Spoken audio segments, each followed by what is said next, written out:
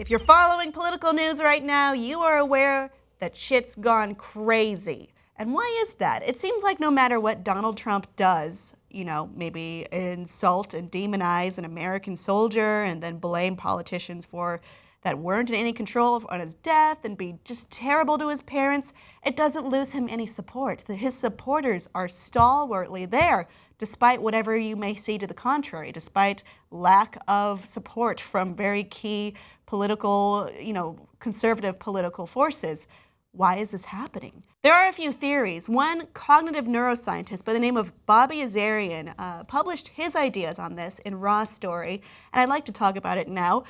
There is the idea of the Goldwater Role, which is you can't really diagnose anyone ethically, according to the APA, without having a private one-on-one. So this refers to Barry Goldwater, and during his campaign against LBJ, he was saying speeches that seemed increasingly angry and crazy, and psychologists did try to analyze him, and it did lead to some negative effects that did change the election perhaps, and there were many factors in the election. But according to the APA, it's not really ethical to do this, so they can't really diagnose anyone in particular. But here are some ideas from neuroscientist Bobby Azarian of what's going on.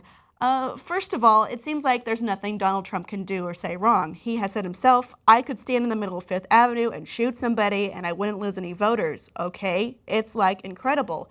Senator John McCain, who has been a very vocal opponent of Trump and target of Trump, has said his example for why he has such unwavering support. What he did was he fired up the crazies. And here's some reasons from Azarian as to why this could actually be happening. One is the Dunning-Kruger effect.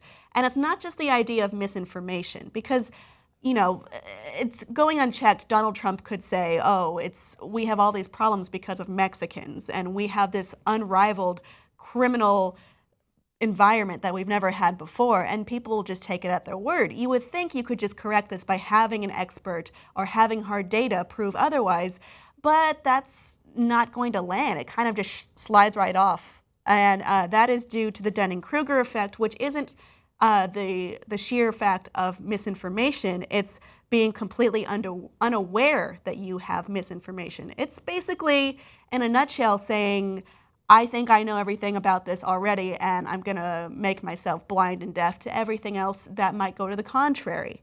It goes back to many other theories as to, for instance, there's this idea that most people consider themselves above average. Statistically, that can't possibly be true, but perhaps the Dunning-Kruger effect is in effect in that moment where you're not aware that you're not aware. As psychologist David Dunning wrote in Politico, the knowledge and intelligence that are required to be good at a task are often the same qualities needed to recognize that one is not good at a task.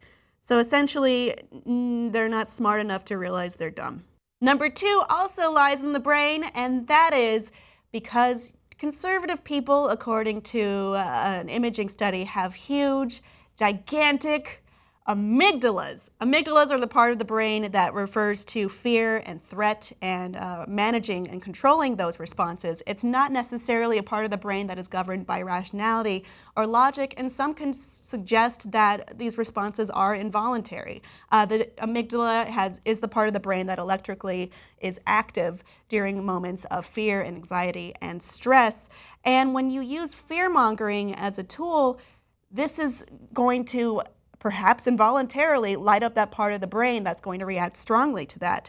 According to an imaging study published in Current Biology, those who lean right politically tend to have a larger amygdala. Number three is terror management theory. And you may think this is the same as what I just talked about in the amygdala, but it actually isn't.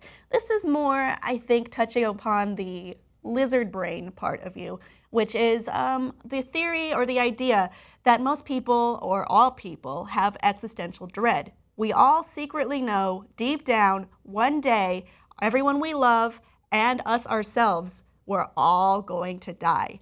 According to Bobby Azarian, terror management theory predicts that when people are reminded of their own mortality, which happens with fear-mongering, they will more strongly defend those who share their worldviews and national or ethnic identity and act out more aggressively toward those who do not.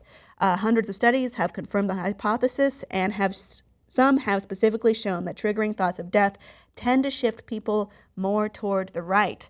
And not only do these death reminders bring out more nationalistic tendencies, they also bring out voting habits more in favor of conservative presidential candidates and also in more extreme military intervention. So this is what might cause someone to respond positively to a bigoted statement as opposed to, which I would assume is more normal, negatively. Lastly, reasoning can be attached to high attentional engagement, or more colloquially, showmanship.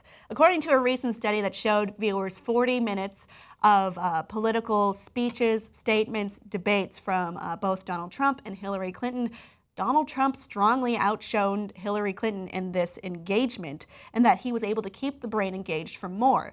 Namely, he's more entertaining to watch. You may think what he has to say is nuts, is making no sense, but you are paying attention. It's like a train wreck. Don't people usually pay attention to those? Or maybe more closely, like watching a bad reality show or watching the heel in that bad reality show or in a wrestling event.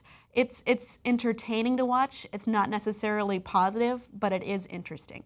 Clearly, this doesn't cover everyone who supports Donald Trump. This is just a theory from Bobby Azarian, but there are plenty of people who are probably very intelligent and emotionally intelligent who are still supporting Donald Trump for a variety of reasons. Perhaps they really hate Hillary Clinton, perhaps they really hate the system, and they've decided this is the rebellious thing to do, and they like his spirit in that way.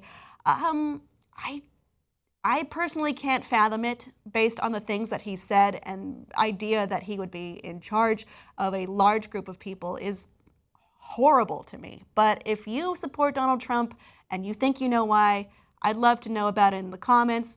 Please try and do it without using any put-downs, childish name-calling, or any sort of the ilk. Let me know what you think below in the comments, and please like and subscribe for more.